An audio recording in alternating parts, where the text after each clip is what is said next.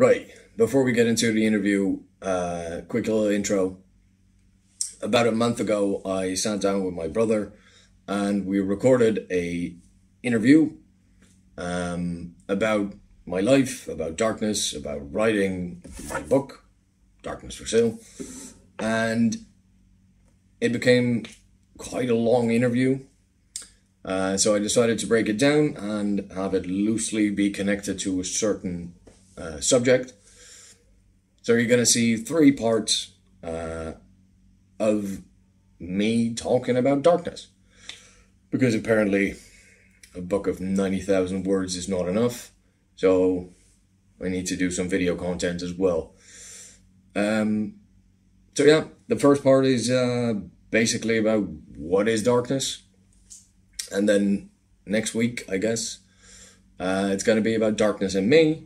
And then we'll finish it off with writing about darkness.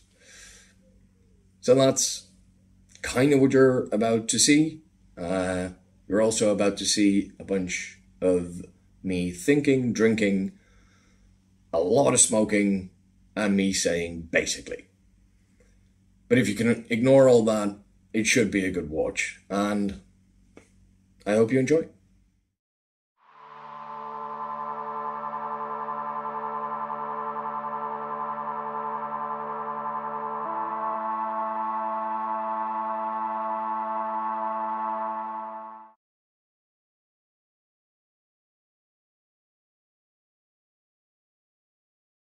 Who am I?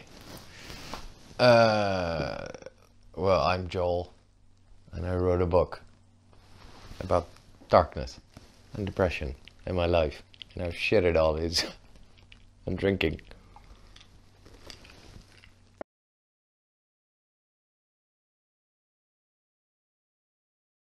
Darkness is my terminology for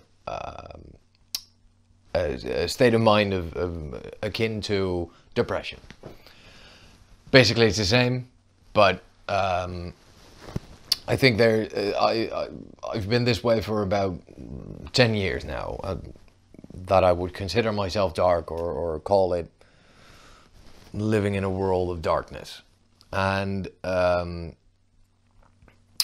think the reason I use it and prefer it over the blanket statement of depression is the spectrum of the word depression is so big that it starts from feeling a bit down, feeling a bit sad, and it ranges all the way to bipolar disorder or PTSD or something like that. So it covers such a big spectrum, and I think I fall somewhere in between. And to clear that up for maybe myself and someone else, the people around me, I prefer dark and darkness as terminology to signify that I'm somewhere in the middle of that. So I'm not just a little bit down, but I'm also not clinically depressed.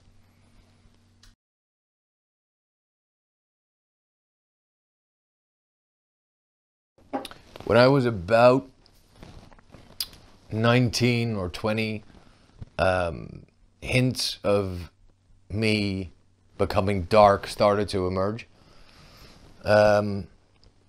And the real start is hard to pinpoint because it's a amalgamation of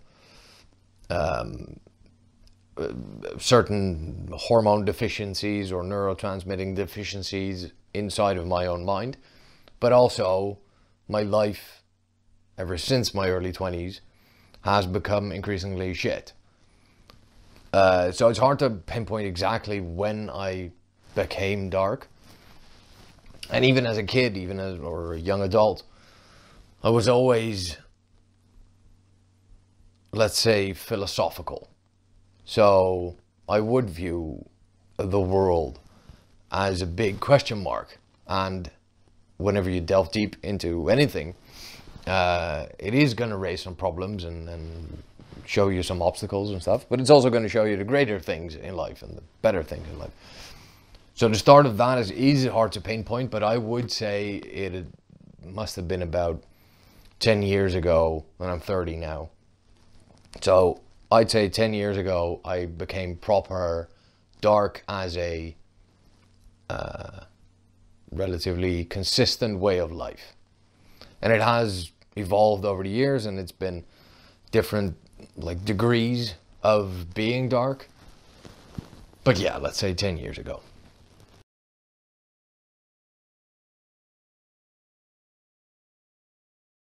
Well, I know it very well. Darkness and I go way back, and I think we're going to stay together for a long, long time. It's the best relationship, or the most long-lasting relationship I ever had. And right now it is, I'd say, in a positive sense, I'm on the way up, basically back to normal. But I'm definitely not above zero yet. So I'm still down there, but I'm fine. I'm climbing out of the hole right now. I'm not digging myself in any deeper, which is a recent, recent trajectory I'm on. Used to go down, down, down, a little bit up, down, down, down, and now it's kind of slowly but surely it's going up.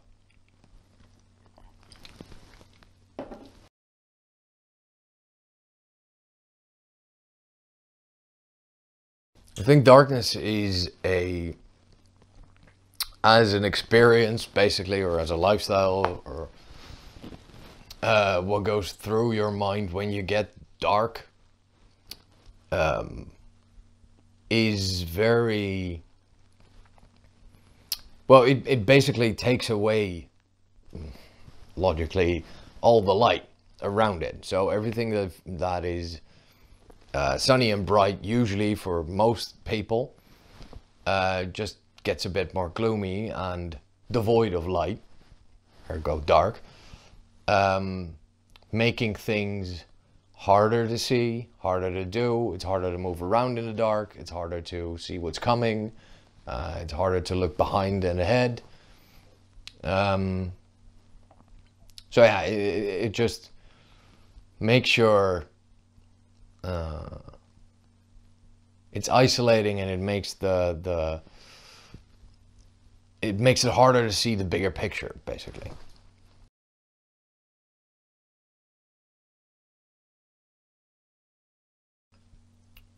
Well, day to day is a different story altogether, because in my day to day life, it is such a constant that I don't even notice it necessarily. Whereas normal people can go through a day feeling whatever, I go through that same day in my own way feeling whatever. Because I don't notice it anymore, because it's been 10 years. And after 10 years, your day-to-day doesn't surprise you anymore. So I'm with a couple of things, because considering I have been in different states of darkness, it does show you right now I can look back to certain moments and certain things that were my way of life back then that absolutely surprised me right now, where I couldn't get out of bed, or I would just start drinking, or I just couldn't move myself, basically.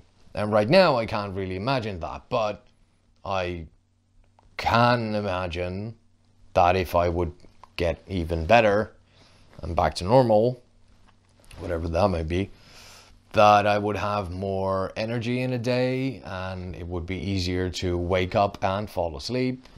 And maybe that things bother you less, or that not every day you take hits and feel shit again. So it is hard to say what it would be like, what darkness is like day to day, because it is basically just like anybody's life. Your day to day is just what you're used to, and I'm used to my darkness. So from my point of view, the day to day is normal.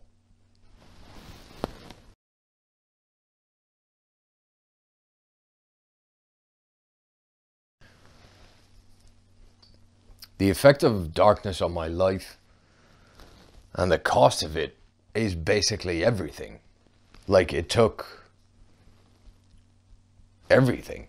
It took everyone, or everything I was, and morphed it into a new me, basically. And it's interesting to look right now, to look back, but also to look towards the future and see what might happen. And just imagine what changed for me, and what is lasting change, or what is a very long temporary change. But basically, darkness takes away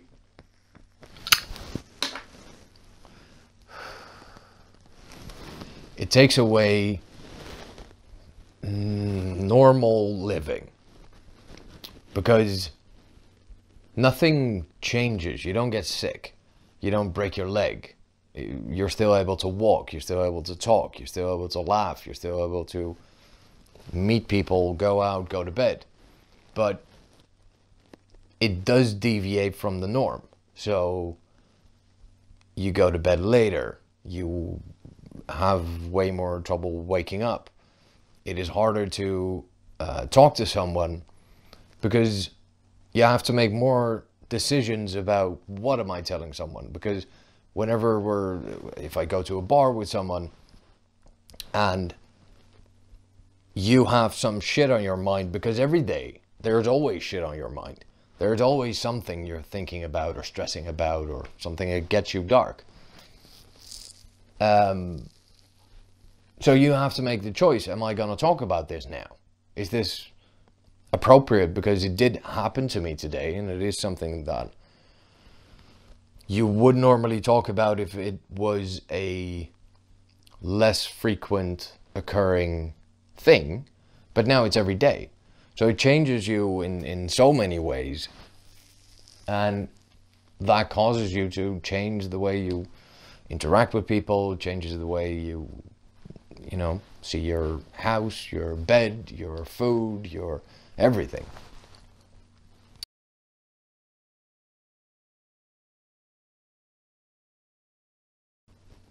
Darkness does change your view on life, but darkness changes the view on your life, like your own. And it could be, at least for me, it did. So my life is shit, and I don't like it. I had some good times and some things you wouldn't do if you weren't dark. But it doesn't make life more fun. But at least for me, it didn't change my view on what life could be like. And that is one of the, at the very least for me, a very big issue is I still think that life is fun. Mine just isn't. And that creates a gap. And that makes me even more dark. Because if I thought life was shit anyway, then I was living a shit life, which was the maximum attainable way of life.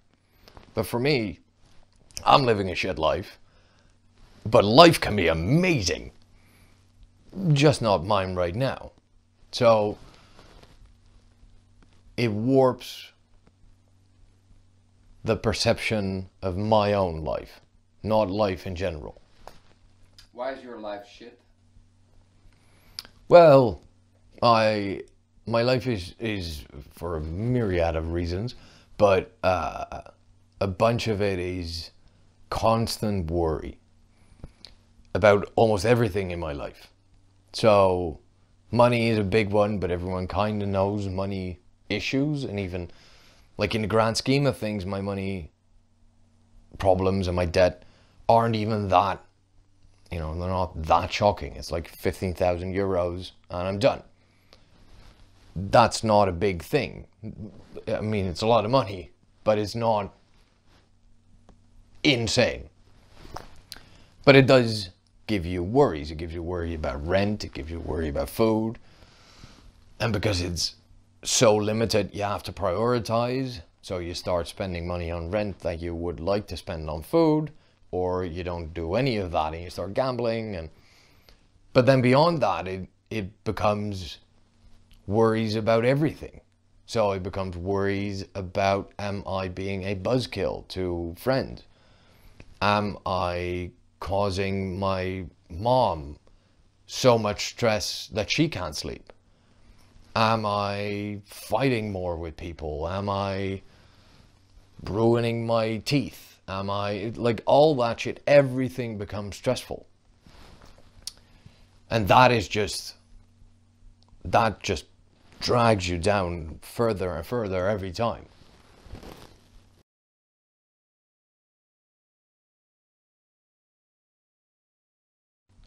The way I cope with that badly is basically by making a ever-changing list of priorities and systematically eradicating whatever was lowest on that list.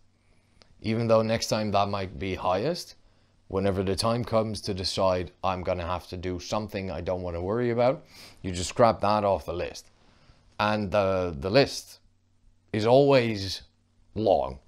The length of it never changes, but you do start taking things off, but new ones get added. Can you give me a for instance? For instance, I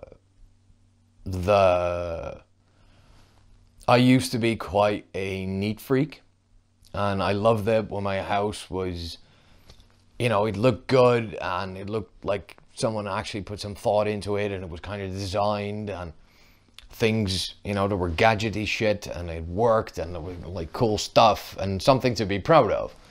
But at some point, a couple of years down the road, when everything in my life just weighed me down so much, I had a very limited resource of energy. So I would have to prioritize what I would spend that small amount of energy on.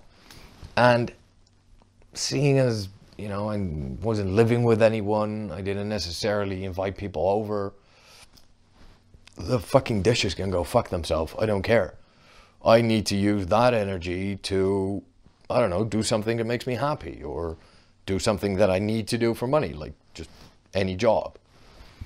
And so cleaning my place just got tossed to the side, and I never started caring about it ever since. So now my house is a fucking chaos, which in turn, to cope with that, you're kind of forcing yourself to love that. So not only is it not a priority anymore to clean my house, it also, as a way to be able to live in it, I kind of enjoy chaos and mess and papers everywhere. And if my pack of cigarettes is empty, instead of getting up and putting it in a bin, I just fling it across the room and I'll figure it out someday later. So that's basically how you start building this weird Play-Doh little house, and everything works. In the end, kind of. It doesn't, but it feels like it does.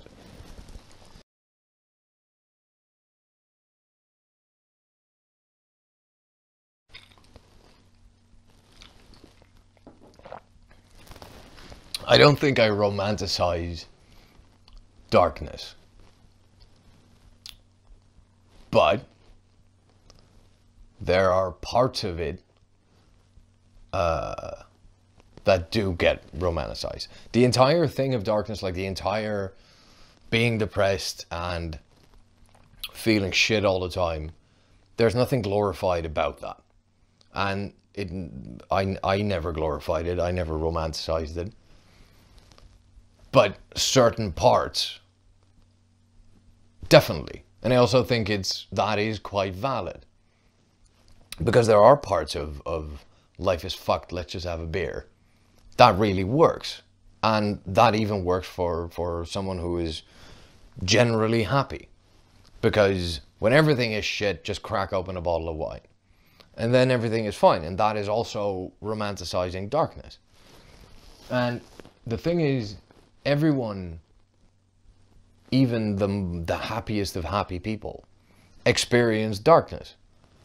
They just don't experience it as a constant.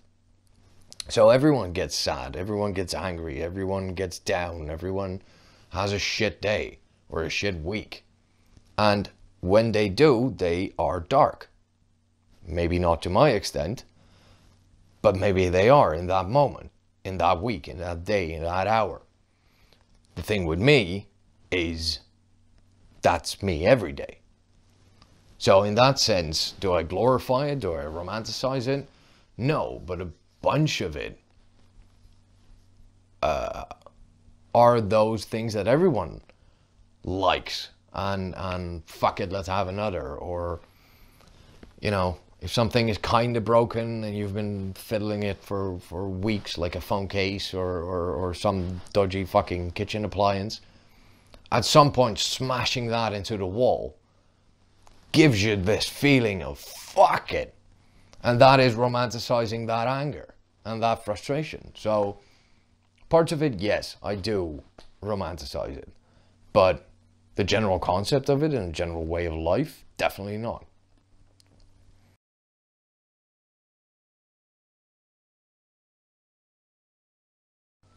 Well, the anger and frustration is because I don't agree with my way of life, and because I know there's something else to shoot for, and there is a different way of living. There is a way to live in a nice house or in a clean house, or to pay your bills on time, or knowing that that's out there, yet so unobtainable right now, creates this friction where it is something that is almost guaranteed, something you want that is almost guaranteed that you won't get right now, maybe in 5 years, but you still want it. So it leaves this big hole, this unfulfilling sense of I need that and I want that, and that is going to get me, you know, further in life, or it's going to make me happy, or it'll give me a bit of peace of mind. And you just can't get it, and that is frustrating. It's like an itch that you just can't scratch. At some point, you're stabbing yourself with a fucking knife just to get the itch to go away, even though it might go away in like a year. But it's the fact that you know you have to live with this itch for another year. And that can drive you mad, and that can, you know, that makes you want to get some fulfillment or some redemption or some, it makes you, you know, it builds up this tension that you have to get rid of, because there's no way to live with that. There's no way to live for years with a certain tension that keeps on building. So I guess anger and frustration, or crying or screaming or whatever, that's a way to get that tension to resolve, even for a little bit, but just enough to make you, you know, to make it to the next day.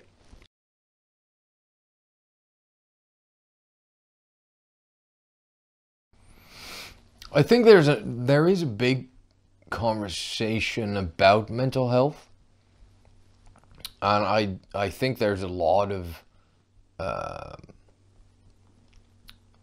there is a lot of attention for it right now, and there's some great, you know, the suicide prevention lines and psychologists and psychiatrists, and I think a bunch of people are talking about it, and in the grand scheme of things, like in the big, everyone in movies, you know, almost every lead character is depressed in some way. And if you look at A Star Is Born, you're looking at that, and it does get addressed.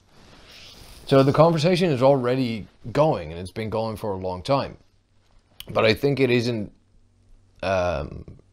it in day-to-day life and in families and in young adults and in growing up,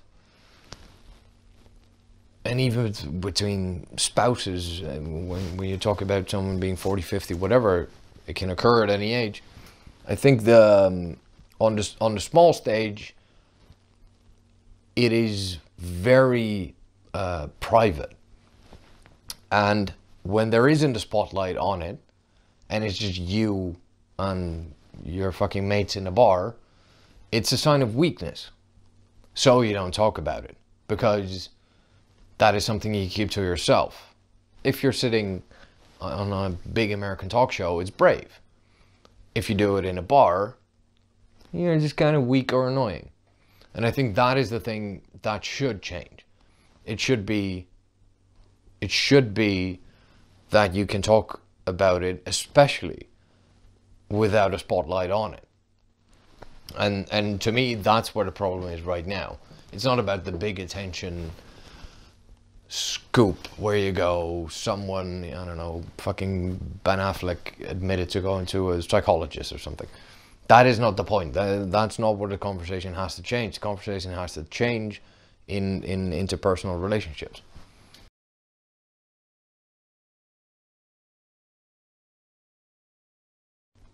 Well, it is easy once you break the barrier. So once you get over the first hurdle and you just decide to talk about it because you think it's important, and it doesn't even have to be your own depression or darkness. It can be that you see a friend of yours slowly going down a rabbit hole that he's maybe not coming out of. If you go past that first step of the awkward, you kind of look like you're depressed, then after that it's easy to talk about. But it's that first little admitting or acknowledging of being dark that is the hardest thing to do. And afterwards, I mean, there's a lot of very difficult conversations, but at the very least you're talking. And the biggest problem is not talking about it, because darkness in and of itself is very isolating and continuously isolating, so it only gets worse. So when you don't feel like you can step over that first hurdle, it's going to isolate you way more, and that hurdle is going to get farther away and bigger with every cycle of getting isolated. So the conversation is not the problem. Talking about it is not the problem. But starting the conversation or starting to talk about it, that's where the problem lies, in my opinion. And what makes it difficult? Because it's still a sign of weakness. It is still hard to tell someone that you are not feeling good, because everyone is generally perceived as fine. That is the base nature of what you expect someone to be. And it is easy to join in someone's happiness. So if someone just got a new job, awesome, high five, break open a bottle of champagne, whatever. You can celebrate with someone. But the opposite side of that, if you run into someone and they just say, I lost my job, you're not going to break open a bottle of champagne. It's way harder to connect to that negative emotion. So bringing up something like that, bringing up your depressed, bringing up your dark, bringing up your sad, is always going to be hard, because you're asking the other person to join you in a negative experience, or at least, you know, the announcement of a negative experience. And I think that is why it's so hard to talk about it, or to bring it up at the very least, because you don't know if you're going to ruin some fucker's day.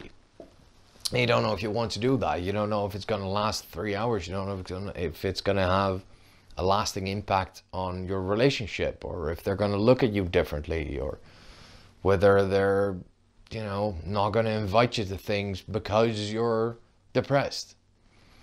And those hurdles keep you from saying anything.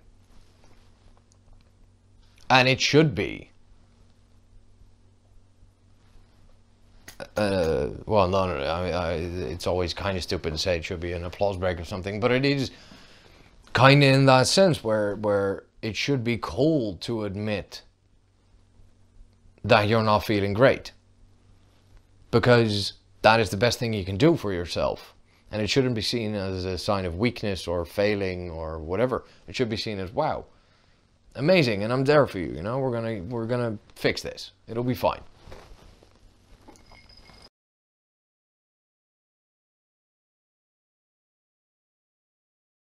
Getting out is the problem, because it's very hard to. It's easy to fall down a mountain. It's hard to climb up one. It's not something you would choose in a video game where you would say he's always dark. The biggest thing is, I'm not the poster boy, but I should be, because the people who really are dark, they don't look like people who are dark. They look like me.